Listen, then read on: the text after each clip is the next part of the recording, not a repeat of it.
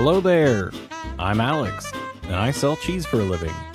As a cheesemonger and certified cheese professional, I have helped thousands of customers find their favorite cheese.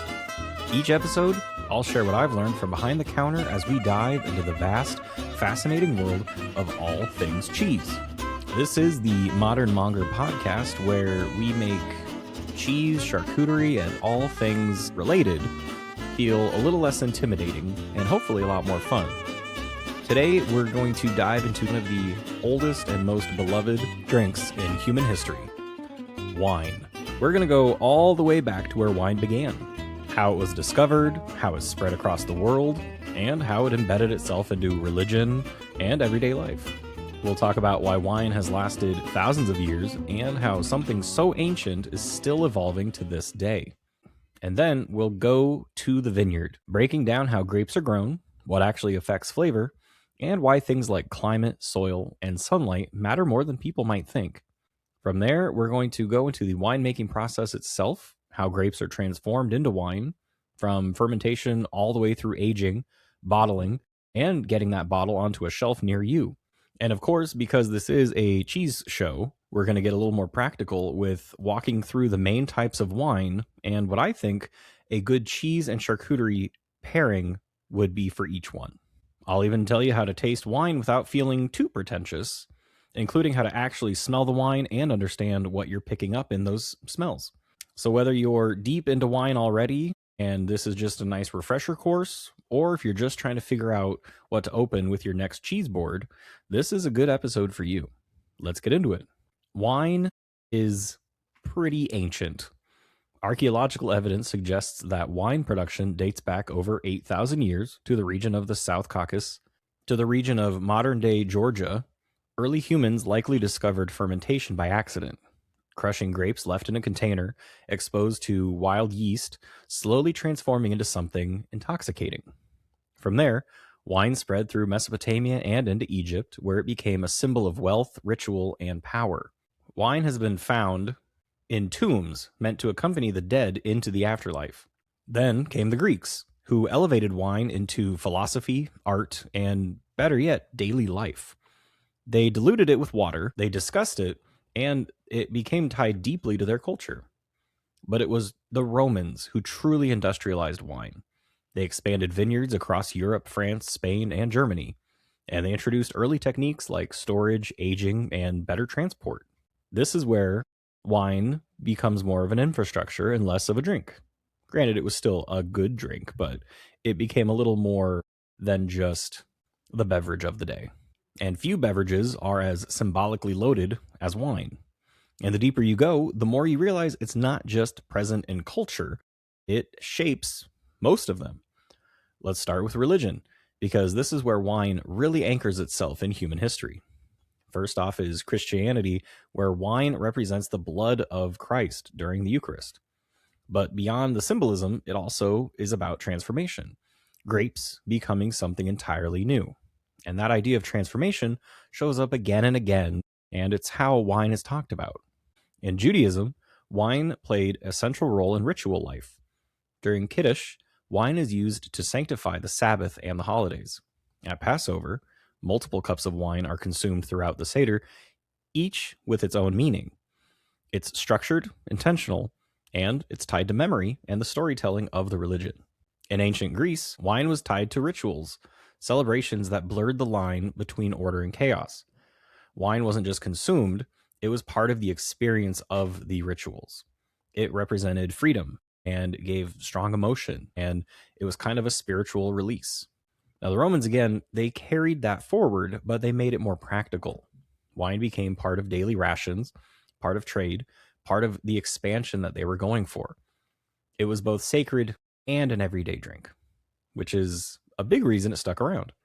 And then you move into monastic traditions in medieval Europe, and this is where things get really interesting. Monks weren't just making wine, they kind of refined it. And the same monasteries that were producing wine were also producing cheese.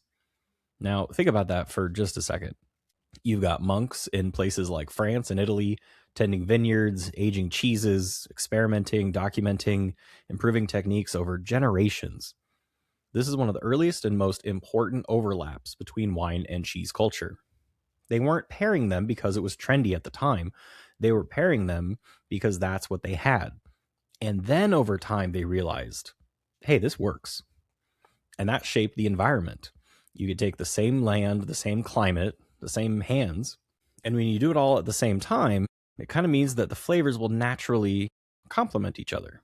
They've said it, I've said it before, what grows together goes together, and what is made together would probably go together. You see this continue culturally across Europe. In France, long meals often end with a cheese course served with wine instead of a dessert. In Italy, regional wines are almost always consumed alongside local cheeses and cured meats. In Spain, tapas culture blends wine, cheese, and charcuterie into a shared social experience. Wine becomes less of a standalone product and more of a connector, something that brings food, people, and place together. Even outside of Europe, wine carries pretty significant meaning. In parts of South America, especially I would say Argentina and Chile, wine is tied to its national identity and daily meals. In modern culture, wine still signals something. It could signal celebration or relaxation.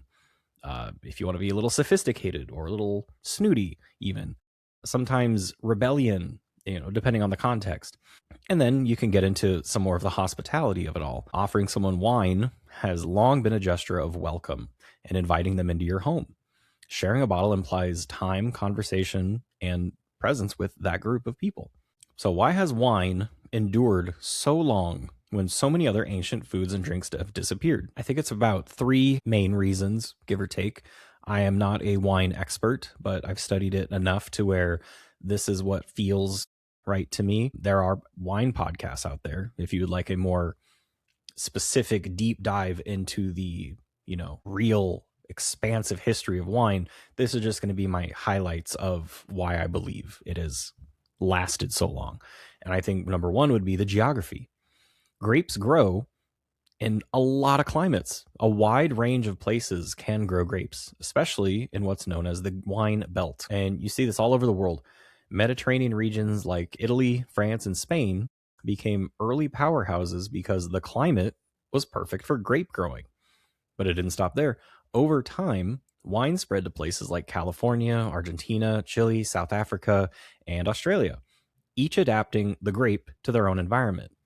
Even within a single country, small changes in elevation, soil, or temperature can create completely different wines. Now, that flexibility is a big reason wine didn't stay locked in one place, because it traveled. It traveled well. Next, I would think the preservation. Fermentation naturally preserves the liquid, making it safer to drink historically than water in most regions. In ancient times, clean drinking water wasn't always reliable. Fermented beverages like wine, or ale, or beers, were often safer because the alcohol and acidity helped inhibit harmful bacteria. You also see this in how wine was diluted with water in ancient Greece and Rome. It made the water safer while still being drinkable. Wine wasn't always about enjoyment. Sometimes it was just you needed a drink and it was the only one that was safe. And then I look to the culture of wine. Wine has embedded itself in religion, trade routes, and everyday life. And it became a pretty big tradition. Once wine became part of rituals like the Eucharist or the Passover Seder, it wasn't going anywhere. It also became a major trade good. Wine was shipped across the Mediterranean, helping build economies and cultural exchange. And then there's just the everyday side of it. Family meals, celebrations. When something becomes part of both sacred rituals and casual daily life, it tends to stop being a trend and becomes more of just a constant. Now, how are grapes grown? Can they be grown anywhere? Do you just throw some grape seeds in the dirt and hope for a grapevine? No, wine starts in the vineyard. And honestly, this is where all of the magic happens. The grape species most commonly used is Vitis vinifera, and while that might sound fairly technical, that's just the name for it. What really matters is how sensitive these grapes are to their environment. Because before a winemaker ever touches the juice, the vineyard has already made a ton of decisions for them. Just like with cheese, the cheesemaker is kind of at the mercy of the milk they are provided. The winemaker is at the mercy of the juice provided to them. And let's walk through the key factors. First up would be climate. Temperature plays a huge role in how grapes develop. In warmer climates, grapes ripen more fully, which means higher sugar levels and ultimately higher alcohol in the finished wine. You also tend to get riper, bolder fruit flavors. In cooler climates, grapes hold on to more acidity and develop more subtle, fresh, sometimes even tart characteristics. That's why something like a cool climate Pinot Noir tastes so different from a warm climate one. So, right away, climate is shaping the personality of the wine. Next is going to be the soil, or what you'll hear me say, or hear many other people say, is the terroir. This is one of the words that gets thrown around a lot, but at its core, it just means the complete natural environment where something is grown. In this case, where the grapes are grown. Different soils, limestone, clay, sand, volcanic, they all affect how water drains, how the roots grow, and even how nutrients are absorbed. All of that subtly influences flavor, structure, and what people often describe as minerality. It's not like you're tasting the rocks, but you are tasting the conditions those grapes grew in.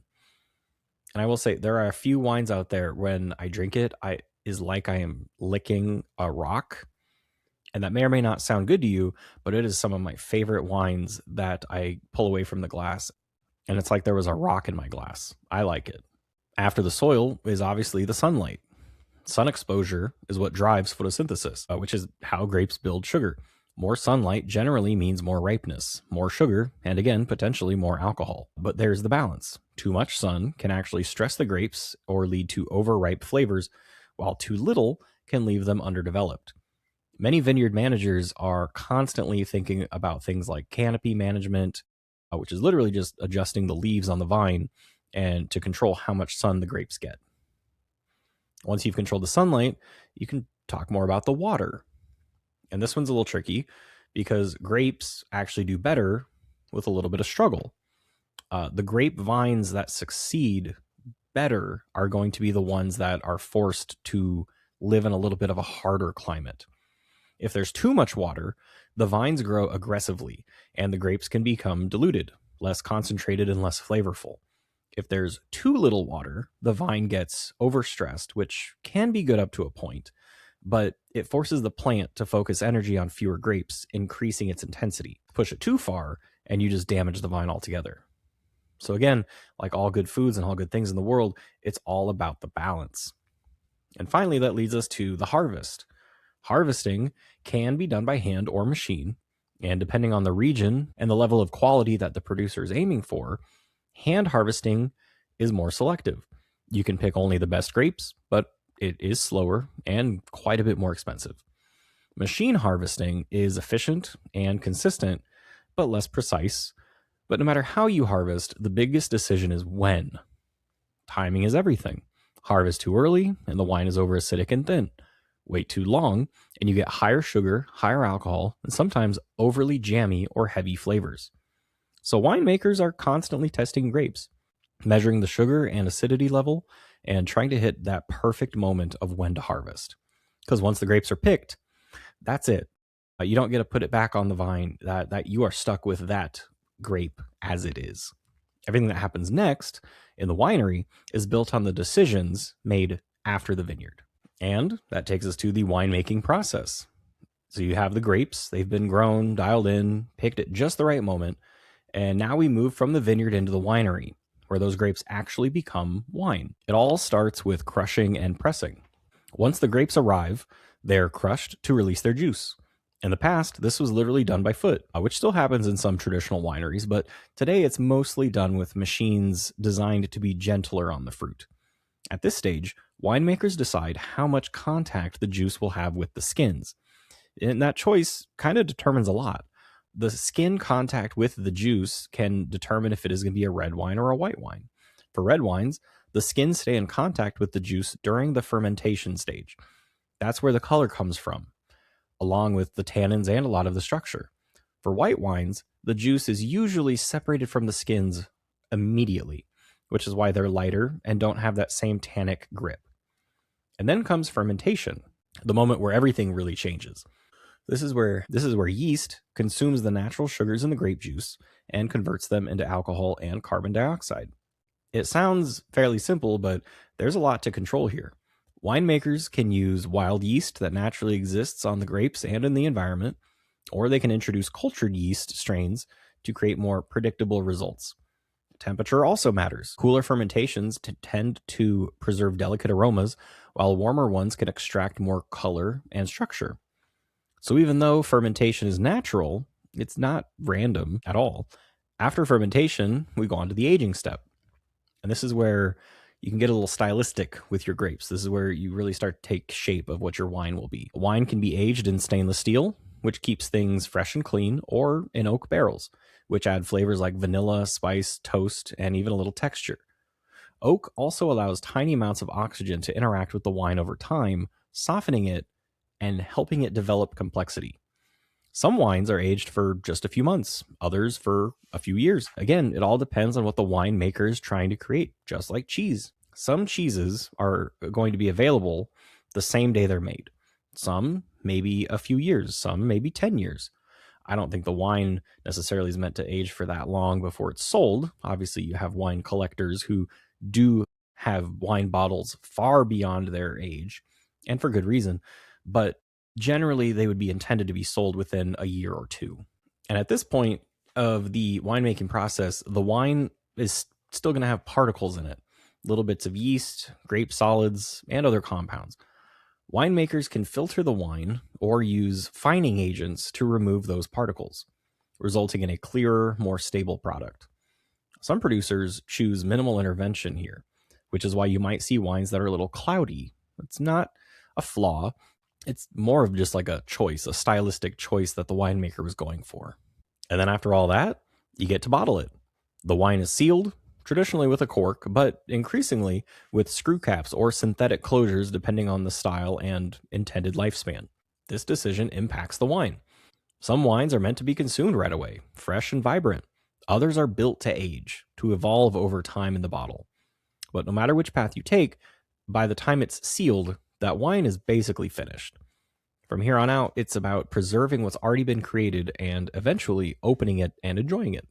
Now, something I think is always interesting is how delicate wine is. It's made to be mass produced and sold and shipped all over the world, but it is surprisingly delicate, with temperature swings, light exposure, and oxygen that can all impact the quality of the wine. And that's why wine is shipped in temperature controlled environments when possible and stored horizontally to keep the corks moist. And that detail, the cork staying wet, is more important than it might seem. A natural cork is going to be slightly porous. When it stays in contact with the wine, it remains expanded and forms a tight seal inside the neck of the bottle. This seal is what protects the wine from excess oxygen. If a cork dries out, it begins to shrink. And when it shrinks, tiny gaps can form between the cork and the glass. And that's when the problems could start. Too much oxygen entering the bottle can prematurely age the wine. You'll get flatter aromas, dull flavors, and in some cases, it can turn the wine into something much closer to vinegar. On the other side, a properly hydrated cork allows for an extremely slow, controlled exchange of oxygen, just enough to help certain wines evolve and develop complexity over time. This is why you'll often see higher-end wines stored on their side, especially if they're meant for aging. Now, not all closures need this treatment. Screw caps and synthetic corks don't rely on moisture to maintain a seal at all, which is one reason they've become more popular. They're incredibly consistent and less prone to failure. But for traditional cork-sealed bottles, keeping that cork wet is the difference between a wine that ages nicely and one that falls apart before it even reaches your glass. Once opened, most wines last about 1 to 5 days. In my house, 1 day. All right, and this is the good part. We're going to get a little more practical and a little intuitive with pairings. Instead of thinking about individual wines first, let's start with the main types of wine and then build from there. So if we looked at a red wine, those are going to be bold, tannic, fairly fruit forward. Example would be like a Cabernet Sauvignon, a Pinot Noir. And for these, I would pair a aged cheddar or Gruyere. For charcuterie, we could do a dry cured salami or a duck pate. Red wines tend to have more tannins, which bind to fat and protein, making them perfect for richer cheeses and cured meats. We could look at a white wine which should be more crisp and acidic, maybe a little more refreshing. Examples would be like a Chardonnay or Sauvignon Blanc. For a cheese pairing with these, I would go with brie or a goat cheese, something a little tangy, a little tart. Charcuterie du prosciutto or like a light ham, something definitely salty here. The white wine is going to bring some acidity, which is going to cut through the extremely creamy textures, and it's going to highlight the freshness of these cheeses and meats. Next would be like a rosé, and that is somewhere in between because the rosé will literally just have about half as much skin exposure in the fermentation process as a red wine would versus a white. So it is literally a rosé. It's somewhere in between a white and a red. An example would just be like a dry rosé from Provence. Cheese pairing for these could do like a fresh mozzarella or a young Gouda. Charcuterie, we could look at like a mild salami. You could even do like a turkey-based salami here. Rosé is incredibly versatile, light enough for delicate foods, but it should have enough structure to stand up to some nicely cured, stronger flavored meats. Next, we could look at like a sparkling wine. These are going to be carbonated and often around celebrations or parties. An example would be anything champagne style. And I know there's a very trendy thing to say where champagne is only champagne if it comes from champagne, everything else is sparkling. And I wouldn't necessarily have to say that, but just in case somebody didn't know that, there you go. I said it. For cheese, something for a sparkling wine, I would look for something a little richer, a triple cream or a soft ripened cheese. For charcuterie, maybe like a light pate or a mortadella. The bubbles act as a palate cleanser and it cuts through the fat and it kind of resets your taste buds. So if you do it properly, you could go sip, chew, sip, chew, sip, chew, and it should be a never ending wheel of good flavor coming at you. And I will say for me, sparkling wine is my go-to if there's ever a pairing that I'm not sure what will go with it. I just always throw out a nice sparkling wine, and it almost always works. Next, if we looked at fortified wine, these are higher alcohol and much stronger flavors. An example would be like a port or a sherry. For cheese, I know blue cheese and port is very popular. And for sherry, maybe an aged Gouda. If we did some charcuterie, I would think a spiced or a heavily cured meat with a lot of funk to it. Fortified wines bring a sweetness, but a lot of intensity, which I think would pair pretty nicely with a strong salted cheese. All in all, a little recap. Red wine is going to be bold, tannic, and fruit forward. White wine is going to be crisp, acidic, and refreshing. Rosé, somewhere in between. Sparkling is going to be carbonated and celebratory. And fortified is going to be a little higher alcohol, but a little sweeter as well. All right, we've talked about wine. We talked about pairings. Now let's talk about, you get a bottle of wine. How do you taste it? And I'm going to try to keep this as unintimidating as possible because somewhere along the way, wine tasting got pretty serious. At its core, it's actually really simple. First, you got to look at it. Hold the glass up for a second. Notice the color. How light or how dark is it? You don't need to analyze it necessarily, just observe it. The more you drink wine and the more you observe the colors in the glass, you will start to pick up on some nuances between different makers. And you can give it a smell. Now, don't overthink this part. A lot of people get pretty uppity with this, and some people have the right to. I am not one of those people, but I do like to smell the wine. But you just got to ask yourself, what does it remind you of? Does it smell like a fruit? Does it smell like earth? Maybe something more floral, maybe something weird altogether, and you can't think of it, but it takes you back to something you smelled when you were in college. There's no wrong answer here. And here's a little layer you can add if you want to sound like you know what you're doing. There is a difference between aroma and bouquet.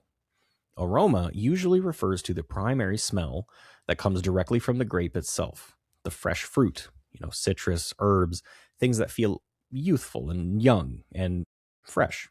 Now, the bouquet, on the other hand, is something that can develop over time. This comes from the fermentation and aging. If you pick up things like spices or toast or nuttiness, even some of those deeper, funkier notes you might also find like in aged cheeses or cured meats, that is going to come from the bouquet, which is not necessarily even anything that exists, but you are smelling it because the compounds in the juice mixed with however it was aged, however it was fermented, can trick your brain a little bit into thinking there's something there. If you smell leather and cherries on a red wine, I can almost promise you that there was never a piece of leather mixed into that batch of wine, but yet you might smell it very strongly. So if you smell something bright and fresh, you're probably picking up an aroma. But if it feels deeper, more developed, maybe a little more complex, that's probably the bouquet. But again, you don't have to label it. You don't have to label it at all. The goal is just to notice the difference. And then you can take a sip. If you want to go full on, you can let it sit on your palate for a second, and you can ask the questions in your head. Is it bright? Is it acidic? Is it smooth? Is it drying your mouth out? That drying feeling, that is tannin, especially in red wines. Now, my most important question I ask everyone when they taste something, any kind of food across the board, is do you like it? Yes or no? That's up to you. You don't have to like everything. You'd hopefully like some things, but just because other people like it doesn't mean you have to. And you shouldn't buy something for you if it's not something you are going to enjoy. So even though we talked about some cheese and wine and meat pairings, if I said there was a wine and a cheese pairing that you don't think you would like, you can for sure try it. But you could also just go buy any bottle of wine and any block of cheese that you know you like independently. And for you, that could be a perfect pairing. And that's it. That's the whole process. If you want to get more technical over time, you for sure can. You can start identifying structure, sweetness, acidity, tannin, body. But none of that really matters if you forget the main point, which is just enjoying what's in your glass. Wine doesn't need to be impressive. It just needs to be good to you. Before we wrap up, let's look at where wine is headed. Because even though it's ancient, it's not stuck in the past. It is moving forward all the time. If we were to look at natural wines, these have been getting a lot of attention lately. Natural wine is generally made with minimal intervention, little to no added sulfites, wild fermentation, and fewer processing steps. The result can be pretty vibrant, expressive, sometimes even a little unpredictable. You might get funky or earthy, slightly fizzy characteristics that you wouldn't expect in more traditional wines. Some people love that raw, unpolished feel. Others find it inconsistent, but either way, it's pushing the conversation forward about what wine should be. Now, screw caps are a little divisive. For a long time, they've had a reputation for being cheap or low quality, but I've seen that change pretty dramatically, even over the last few years. A lot of high-end producers now use screw caps because they provide a consistent seal and eliminate the risk of cork taint. They also remove the whole keep the cork wet issue we talked about earlier. So if you see a screw cap, I don't know if I would look at that as a red flag anymore. It's often a very intentional choice. And then there's climate change, which is having a real impact on the wine world. Traditional wine regions are getting warmer, which affects how grapes ripen. Some areas are producing riper, higher alcohol wines than they used to, while others are struggling to maintain their balance that they've needed for so long. Now, at the same time, new regions, places that were once too cold, are becoming more viable for wine production. You're seeing vineyards expand further north into parts of England, Scandinavia, and even unexpected areas in the United States. So the wine map is actively changing in real time. And finally, boxed wine.